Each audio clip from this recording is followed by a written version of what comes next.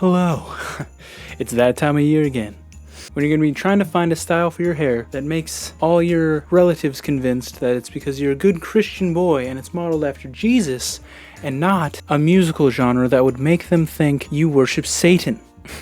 So, if you're anything like me, and all your Karen aunts have a guitar sitting around randomly in their house that no one plays, but they insist that your cousin Jimmy will eventually learn to play Edelweiss and other classics as such, maybe some Elvis, I don't know, whatever they're into. And, well, this time of year, you gather around and they're like, oh, you know how to play guitar. How about you play us something? And you're struggling because you don't know anything that's not going to make them, the ruse that you so carefully crafted may be shattered by the first note you play, okay?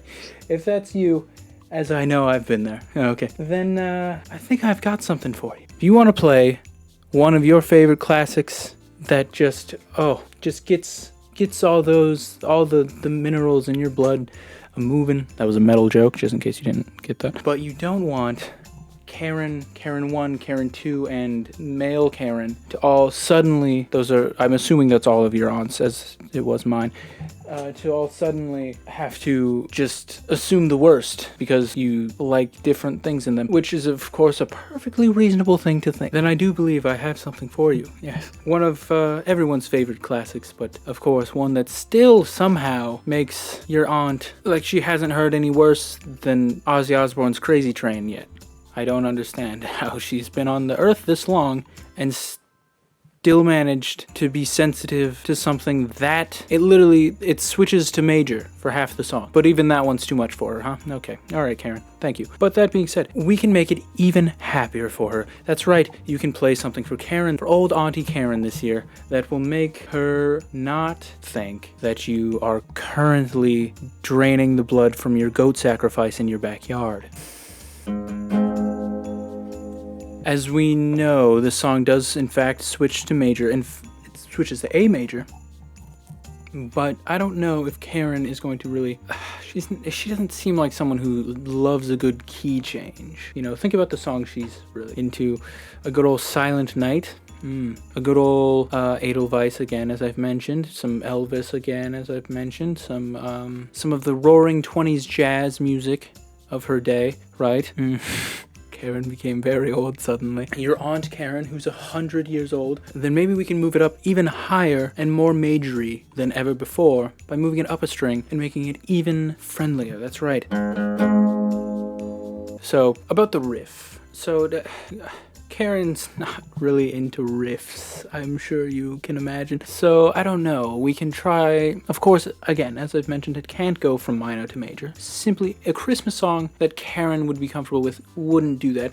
So, I think we're going to start on A major and maybe perhaps just stay in A major the whole time instead of switching keys. Sounds good to me. So, let's see what we can do about that riff if we transmit it to A major.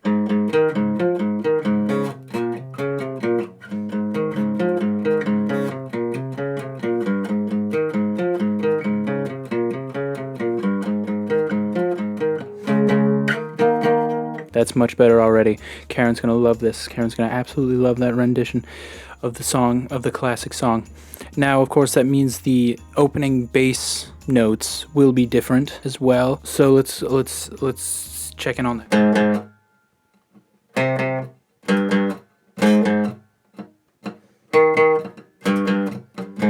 Simple enough, just make it major. Now, for the next part, it's already major, so what are we going to do different? There's so many filthy, nasty, dirty power chords in there. A fifth in a good Christian Christmas song? Of course not. Never. Karen wouldn't dream of it, so of course we're going to make all those fifths thirds or sharp fifths, which are basically just thirds to a different chord when you think about it. Again, let's take a look.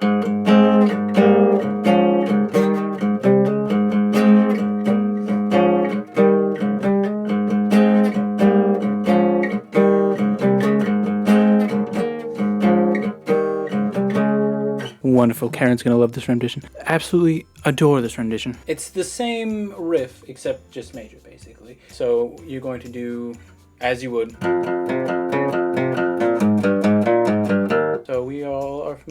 that riff goes, right? Just do that, except major chord. As opposed to the minor, right? And for the next part, that's just the A string. And then a major third, as opposed to the normal. On the 7th fret. Move down 1/2 step and do a minor chord. I know.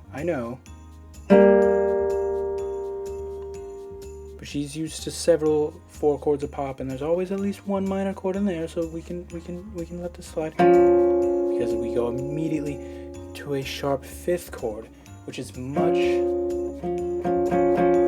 happier.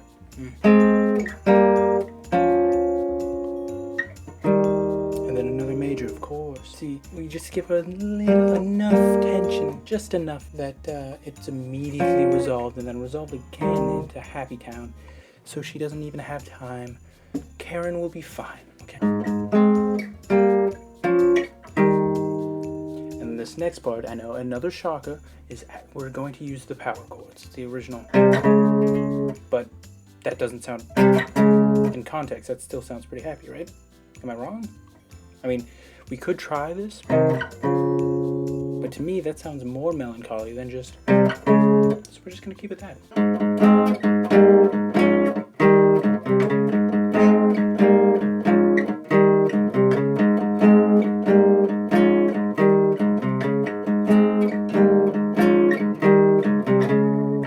Wonderful. As I'm sure we all know, the original does one of these.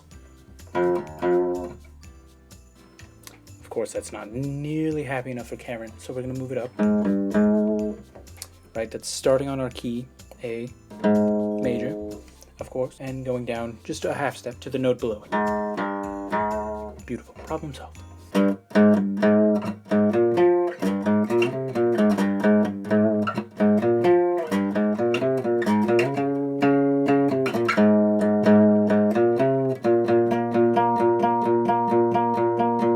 Of course, I am playing the bass riff there, but you know.